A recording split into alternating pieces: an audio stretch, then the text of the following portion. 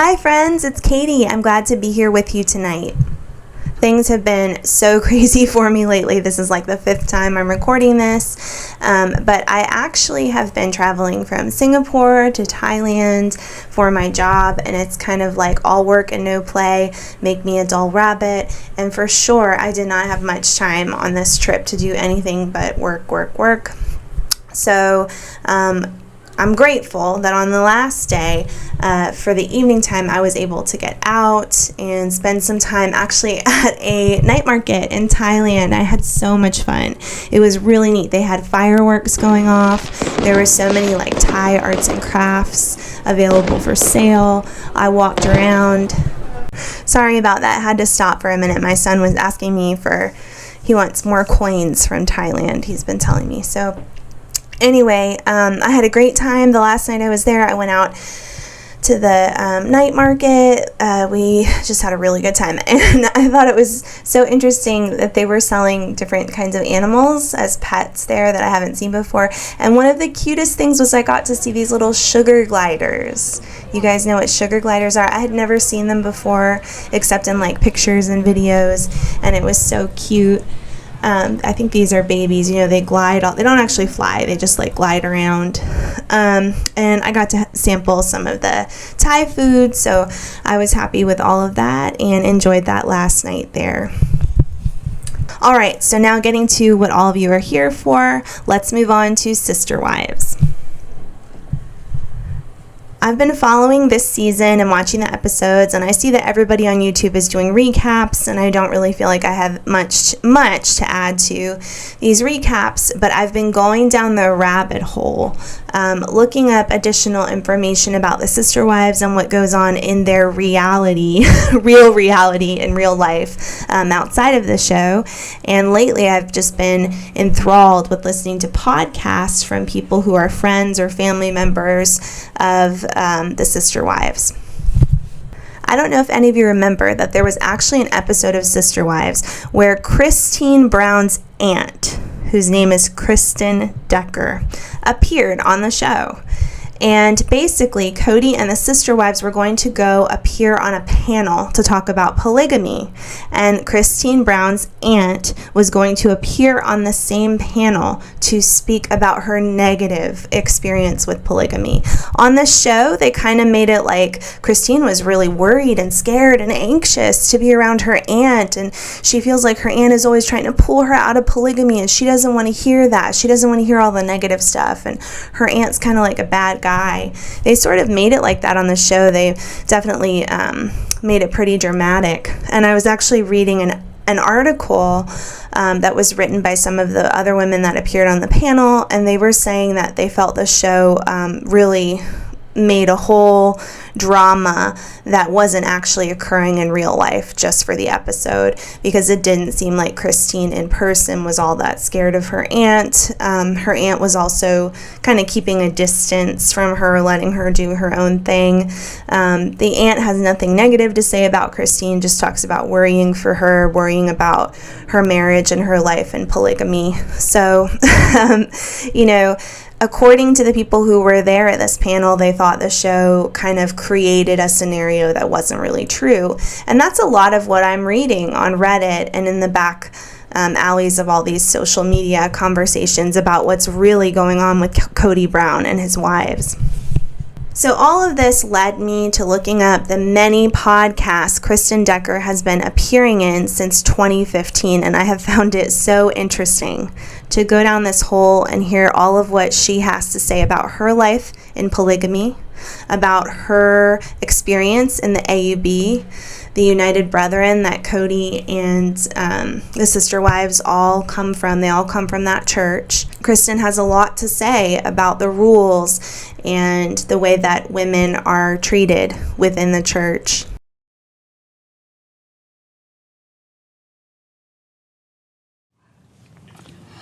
Polygamy or eternal damnation? What a choice.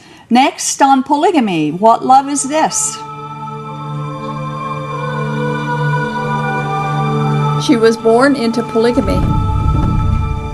Her family followed the teachings of Joseph Smith. All of them, including plural marriage. especially plural marriage. Like many young girls, she had been promised to a man who was her father's age. But she fled. She ran away. She preferred an eternity of outer darkness to a life of polygamy. Kristen also speaks out about her opinions regarding Christine, Cody, and the relationship that we watch on TV. So I wanted to share some of that with you. I will have the podcast linked below. There were several of them. Kristen only appears in like small parts of each podcast, so you do have to listen all the way through to get all the information, but I will be sharing snippets here with you. And I'm going to start with what Kristen has to say directly about Christine from Sister Wives. And then I'll move into the things she has to say about the AUB and her own life, for those of you who only want to hear about the Sister Wives. Okay, guys, I hope you enjoy it. Okay, guys, so in November of 2021, I guess that was about a little more than, or around a year ago, Kristen Decker, Christine Brown's aunt, appeared on a podcast called Reality Life with Kate Casey. On this podcast, she discussed extensively her feelings about Christine and the Sister Wives. Oh. Thank you. Glad to be here. I've been following the show Sister Wives for years, and I've had Cody Brown on my show before. And I think we were all surprised that yesterday, Christine Brown revealed that she and Cody had split after 25 years together, following months of openly discussing the relationship woes. Okay, so her statement said, after more than 25 years together, Cody and I have grown apart, and I've made the difficult decision to leave. We will continue to be a strong presence in each other's lives as we parent our beautiful children and support our wonderful family. And at this time, we ask for your grace and kindness as we navigate through this stage within our family. And Cody responded saying Christine's decision to leave comes with great sadness. We enjoyed many years together, and I have a large amount of respect and admiration for her. They entered into a plural marriage in 1994, and at the time, Cody was already married to his first wife, Mary, and second wife, Janelle, and then Robin became Cody's fourth wife in 2010. Was this a surprise to you, this split? Yes and no. I could see it coming.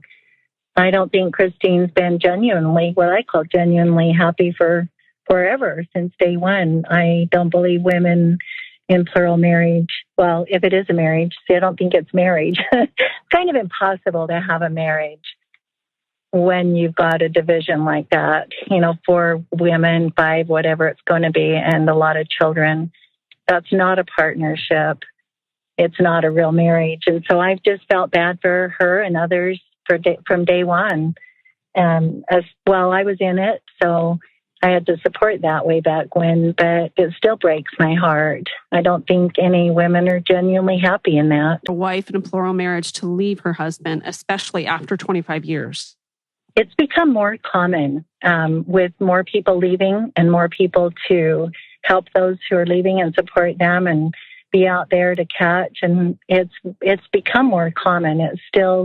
There are still thousands in who believe it and believe they'll go to hell if they do leave and that it's wrong to do so. And so there's too many still in, and that part's another story. It's just heartbreaking how many devastating situations there are when women try to leave and families gang up on them and keep their kids away from them and turn kids against them. And it's just a whole other story. The Browns have glamorized polygamy for years, and the reality and the truth is finally coming out of the hardships and the heartache and so forth.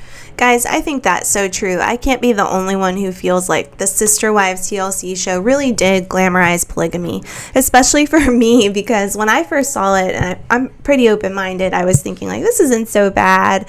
And I was thinking to myself, like, I could be in a relationship like this. There are positives to it. I see why they do things this way.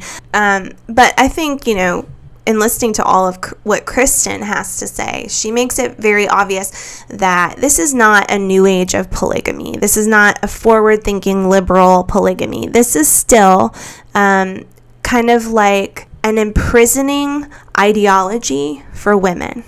And she makes it very clear that there are a lot of financial issues within these families. There are deep-seated emotional traumas that are going on between the wives and the kids. And it's not what it's been portrayed as on the TLC show. A sense that the choice to come on the show was more of Cody's, because I've listened to interviews that you've done before, and you've said that you are taught that to protect the polygamous lifestyle and community at all costs. And that by doing a show like this, I wondered if that goes against the teachings. Oh, absolutely. The Browns were counseled by the current, when they came on, when they started the show, they were counseled by the prophet of the AUB not to do it. They didn't want them to. And their quote was, "This is like casting pearl before swine." So polygamy is this great, wonderful gift from God, and you're putting it before swine, meaning all of the people on the outside who don't appreciate it, who won't know the real truth about how wonderful and perfect it really is. So absolutely, they don't want people to know, and they didn't want them to do the show. Did you ever hear rumblings that there was a lot of strife in the family, but that the show is really what kept them together? Because it's my understanding that they film for a short period of time, but it seems like at some point, and this is to say for all people that are in reality shows, they become so reliant on the audience and the income that they generate from being on a show. You know what? I don't believe it's reality. From day one, I quit watching it because it wasn't reality. Nothing, hardly anything in their show was real. The whole lifestyle, the whole everything changed. They were all on welfare and food stamps. They had all pretty much in poverty because of that great size of the family. They couldn't have traveled. They couldn't have done all the parties. They wouldn't have done near what they've done. The kids in college and so forth had it not been for the show. And you're absolutely right that it was not reality. The more I watched it, the more I thought, oh, come on, let's have the cameras run behind the scenes when the true part and the heartaches and the sadness and the real part is there, and the feelings, and that Christine and the other women are finally starting to show after all this time. And it started a while back. I was grateful that some of the truth was coming out in the show about the hardships of polygamy, but for the longest time, they were glamorizing it, and it just wasn't real. So if you were to give everybody just a little bit of understanding, how are marital problems communicated in a plural marriage, or are they communicated not at all? Well, women are not supposed to have feelings in the first place. They're not supposed to be jealous, for sure, and sad or mad or blue. They've got to... The whole doctrine and teachings are that women are supposed to just keep sweet, don't complain, don't cause their husbands problems. You saw that in one scene when Mary told Christine, it was right after Robin came into the family and she was feeling sad and jealous. And Mary says, "You just stop this." I don't remember her exact words, but you cannot feel this way. Just stop it. You support Cody and behave yourself. And I went, whoa, now there's some truth. There's some of the real truth that women are not supposed to communicate their feelings and sadness. And if they do, then they're looked down upon by a lot of other people and a lot of women. I've heard you say is that the more suffering that you have on this earth, the more blessings that you have in heaven. So you're almost encouraged to live a life of misery and depression because the blessings afterward will be more plentiful. It's okay if you're happy and if you really, really are happy, which I don't believe that people know until they've been on both sides of that wall, because I remember thinking I was happy. So it's okay that you're happy or that things are going well. But if things start to get tough and you're sad and blue and depressed and suicidal and whatever it is, and you're living in poverty and dumpster diving, then that's okay, because you're supposed to suffer. You're supposed to do this for whatever God requires you to do. And if you do it, if you make it through that, then yes, your blessings are better and greater. Are the other wives privy to each couple's private matters? Some might be talking to each other about it, but I don't think so. At least from my friends and the experiences of those of us who've left, and now we do talk. I don't think that they're very privy to privacy, to the bedroom issues. It's just too heartbreaking to deal with the idea that it's even happening, let alone talk about it. Does a divorce or marital issue impact the other relationships? I think it can, absolutely. Good or bad. The other women can be grateful. Wow, now I have more time. The other women can say, oh my gosh, I'm sad because we had this all together. We didn't. It might be a horrible relationship. I mean, so bad, and I'm not saying Christine's is, but with the other wives, that people can be glad they're gone. So that's very, very different. And the last snippet I want to share with you from this interview has to do with Kristen talking about in her own experience.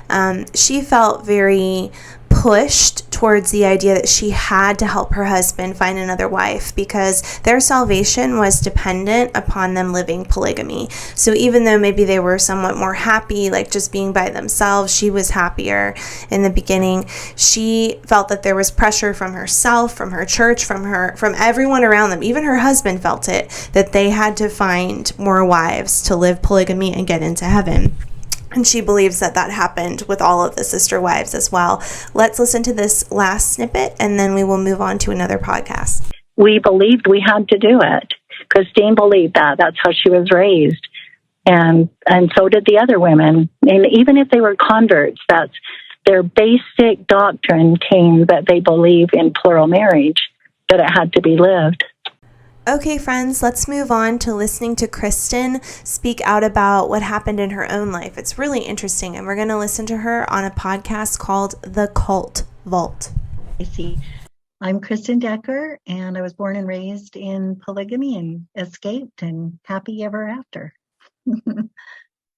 When I left, it was a long process. I'm going to say I started leaving at about 38, questioning everything I'd been born and raised into, the cult I'd been born into, which was fundamentalist polygamy.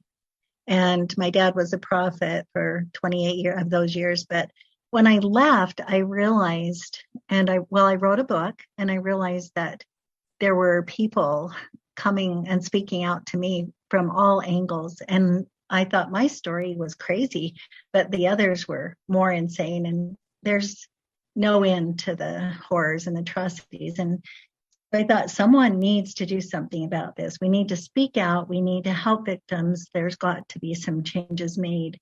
So it took me a while. I tried to sign up with a whole bunch of other things that were already happening, and it didn't seem to be fitting the goal of helping. In fact, there were things out there that were just helping people stay, and we could get into more of that if you wanted to. But basically, I thought, no, we really need to address the harms of polygamy and advocate for its victims. So that's what we're about.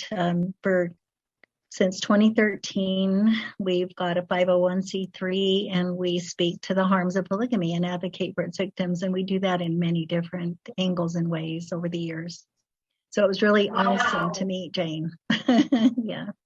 So you recognized that there was a need for something during your deconstruction or divorce from religion, and the things that you were finding in terms of resources and support were not entirely helping through your whole journey. You needed kind of something to address the abuses that come with polygamy, not just the religious side of things, the deconstruction. Would you say that that's kind of a fair way to look at it? That's really close. What we were realizing is that we do have freedom of religion, and that's huge in Utah. That's where I was born and raised. That's address, but because of Utah, and we call this coercive polygamy, not just like polyamory and things like that, but because I was born and raised and believed I had to live this way. And then you go along, and thousands of hundreds of other men and women who've gone along with that. And yes, what the needs for helping people were more or less just helping them figure out how to stay, how to break the laws, how to get away with this, how to get on welfare and food stamps, which is huge for these huge families. So definitely when people needed to leave, we needed to look at legal parts of that. And what are the needs? What are the housing? What is going to be when it comes to education systems and things that we never learned or never got? Yeah, I mean, I think Kristen makes a really great point here in that what we're seeing, especially on the Sister Wives broadcast, TLC, is not the reality of what's happening for most families in the polygamy community, obviously. One big thing is like all of the financial issues that they're facing. Cody and all the Sister Wives did not have any of the money they have now before they started the show. They weren't able to live in separate homes. They weren't able to have nannies. They weren't able to do any of the things that they're doing now. So many people in the community, although we're seeing the outside reality, quote unquote reality television show from Cody, the other people in the community are struggling in ways that they are not portraying at all on Sister Wives. Okay, so now I just want to share lastly, because I've already had this deleted 3 times by my cute little guy, but I just want to share lastly this third podcast, and it comes from a podcast called Year of Polygamy. Some of my subscribers actually sent me information about this show, and I really like it. Check it out wherever you listen to podcasts. And this is a interview in which Kristen is talking a little bit more about issues she's seen within the AUB, including issues like racism, things that are never talked about on the Sister Wives TLC show. So it's quite interesting listening in. Let's go ahead and listen to this quick clip right now. The church, the AUB church, have actually come back saying horrible, mean things. They're very racist remarks, and I can't remember them specifically, and I wouldn't even want to mention them, but it really is heartbreaking. Be sorry for them. But the way that the blood atonement is shared is in fear, and that's by telling people that if they leave, bad things will happen. And my brother told me that his mom, one of my aunts that I write about in the book, that she would tell him, it's better that you were to die in an accident. It's better that you were to fall off a cliff and die if you leave, because then you would be blood atoned, then you would be saved. And so he left fearing every day that he would be killed. I had that too, because I remember my mom telling it to me many times, but I think it haunted him more. Maybe it's just because it took me longer to leave. He was younger when he just didn't participate in polygamy. And so there. Yeah, wow. Yeah, so that's definitely not something that we've ever seen on the TLC Sister Wives show, that people are actually frightened to be able to leave the AUB. Thankfully, on Sister Wives, we've seen several of the kids decide not to follow in their parents' footsteps, and from what we can see, we don't see the parents pushing back too hard against them, but who knows what's going on behind the scenes. I do tend to gravitate towards the thought that Robin and Cody are trying to be more strict with Robin's kids, but the other Sister Wives have definitely given some more leeway towards their children from what we've seen on the screen. Okay, so there are several more podcasts and YouTube videos that Kristen Decker appears in. She's written several books. You should check them out on Amazon. I will have them linked below. I actually bought a couple to read for myself. I found all of these podcasts very interesting, and it's weird that I haven't really looked into it before now, because I am so interested in the Sister Wives. I also really wanted to get this video out to you today because I'm working on a secondary video that relates somewhat to what's being talked about here by Kristen. And the video is all about Christine Brown and murder in her family. Several of you sent me links to look into some well-known Mormon secrets about some very heart-wrenching tragedies that have occurred in Christine's family, and that will be the next video that I'll be putting out in a couple of days. I'm so glad that I got to spend this time with you tonight. I hope you take some time to head down your own rabbit hole before I see you again next time.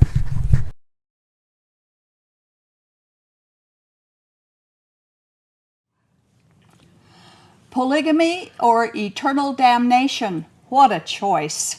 Next on polygamy, what love is this?